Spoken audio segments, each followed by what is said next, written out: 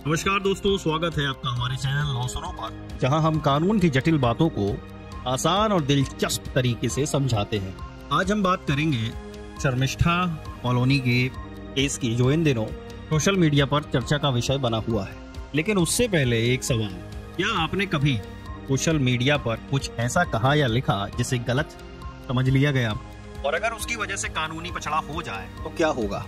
आज हम शर्मिष्ठा कॉलोनी के वीडियो की बात करेंगे, उन्होंने क्या कहा और उनके खिलाफ किन कानूनी धाराओं के तहत केस दर्ज हुआ। चलिए शुरू करते हैं। अब शर्मिष्ठा कॉलोनी का केस आखिर हुआ क्या? तो शर्मिष्ठा कॉलोनी एक 22 साल की लॉ स्टूडेंट और सोशल मीडिया इन्फ्लुएंसर है, जिसके इंस्टाग्राम पर करीब 90,000 और एक्स पर 85,000 फॉलोअर्स है। 14 मई 2025 को उन्होंने इंस्टाग्राम पर एक वीडियो पोस्ट किया, जो बाद में डिलीट कर दिया गया। यह वीडियो एक पाकिस्तानी फॉलोअर के सवाल का जवाब था, जिसमें उन्होंने ऑपरेशन सिंदूर और पहलगाम आतंकी हमले के बारे में पूछा था। इस वीडियो में शर्मिष्ठा ने कुछ ऐसी टिप्पणियां की जो एक खास धार्मिक समुदाय की भावनाओं को ठेस पहुंचाने वाली मानी गई। खास तौर पर उनके बयान पैगंबर मोहम्मद के बारे में थे, जिन्हें अपमानजनक समझा गया। साथ ही उन्होंने कुछ बॉलीवुड सितारों की इस मुद्दे पर चुप्पी की आलोचना भी की। इस वीडियो के वायरल होने के बाद AIMIM के नेता वारिस पठान ने शिकायत दर्ज की और कोलकाता पुलिस ने 30 मई 2025 को शर्मिष्ठा को गुरुग्राम से गिरफ्तार कर लिया। उन्हें 14 दिन की न्यायिक हिरासत में भेजा गया, जो 13 जून 2025 तक है। अब दोस्तों, सवाल यह है, क्या शर्मिष्ठा ने जो कहा वह अभिव्यक्ति की स्वतंत्रता थी या यह कानून की सीमा से बाहर था, और उनके खिलाफ कौन कौन सी कानूनी धाराएं लगाई गई? आइए इसे समझते हैं। शर्मिष्ठा का वीडियो ऑपरेशन सिंदूर पर आधारित था, जो भारत की एक कथित सैन्य कार्रवाई थी। उन्होंने एक पाकिस्तानी फॉलोअर के सवाल का जवाब देते हुए कुछ टिप्पणियां की जो एक धार्मिक समुदाय के लिए अपमानजनक मानी गई। खासकर उनके बयान पैगंबर मोहम्मद के बारे में थे, जो उस समुदाय की धार्मिक भावनाओं को आहत करने वाले समझे गए। इसके अलावा उन्होंने बॉलीवुड सितारों पर तंज कसा कि वे इस मुद्दे पर चुप क्यों हैं। वीडियो के वायरल होने के बाद सोशल मीडिया पर हंगामा मच गया। शर्मिष्ठा ने वीडियो डिलीट कर दिया और सार्वजनिक माफी मांगी, लेकिन तब तक मामला कानूनी रूप ले चुका था। सवाल आपके लिए, अगर आप इस तरह का सवाल सुने तो क्या जवाब देंगे? और क्या आपको लगता है कि सोशल मीडिया पर संवेदनशील मुद्दों पर बोलते समय हमें पहले सोचना समझना चाहिए? शर्मिष्ठा के खिलाफ भारतीय न्याय संहिता BNS की कई धाराओं के तहत केस दर्ज हुआ है। आइए इन्हें सरल भाषा में समझते हैं।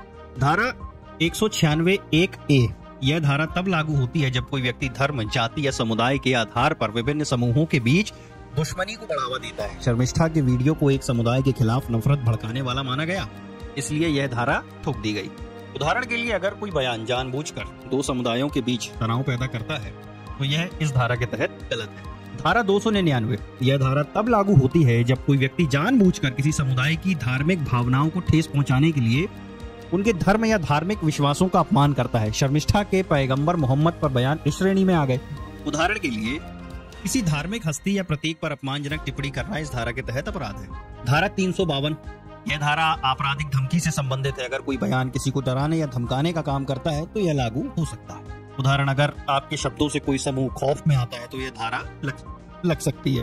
धारा 353, यह धारा तब लागू होती है जब कोई बयान सार्वजनिक शांति भंग करने या अफवाह फैलाने वाला काम करता है। शर्मिष्ठा का वीडियो सामाजिक तनाव बढ़ाने वाला माना गया, इसलिए यह धारा जोड़ दी गई। उदाहरण के लिए, अगर कोई बयान जो समाज में अशांति फैलाए, इस धारा के तहत गलत माना जाता है। अब सवाल आपके लिए, इन धाराओं को पढ़कर आपको क्या लगता है? क्या ये कानून सामाजिक सद्भाव बनाए रखने में मदद करते हैं या ये अभिव्यक्ति की स्वतंत्रता को सीमित करते हैं? अभिव्यक्ति की स्वतंत्रता और जिम्मेदारी का अंतर हमारा संविधान अनुच्छेद 19(1)A के तहत हमें बोलने और अपनी राय व्यक्त करने की आजादी देता है, लेकिन यह आजादी बिना जिम्मेदारी के नहीं है। अनुच्छेद 19(2) में कुछ प्रतिबंध हैं, जैसे कि सार्वजनिक व्यवस्था या दूसरों की भावनाओं का सम्मान। शर्मिष्ठा के केस में उनके बयान कानून की सीमा को पार करने वाले माने गए। अगर हम अपनी बात कहते समय सम्मानजनक शब्द चुनें और संदर्भ का ध्यान रखें तो हम अपनी आजादी का सही इस्तेमाल कर सकते हैं। लेकिन अगर हमारी बातें किसी समुदाय को आहत करती हैं या नफरत फैलाती हैं तो वह जिम्मेदारी की कमी है। सवाल आपके लिए, अगर आप शर्मिष्ठा की जगह होते तो इस संवेदनशील सवाल का जवाब कैसे देते? क्या आप कुछ अलग कहते? सोशल मीडिया पर हमारी हर पोस्ट का असर होता है, चाहे आपके 100 फॉलोअर्स हों या लाखों। आपके शब्द मायने रखते हैं।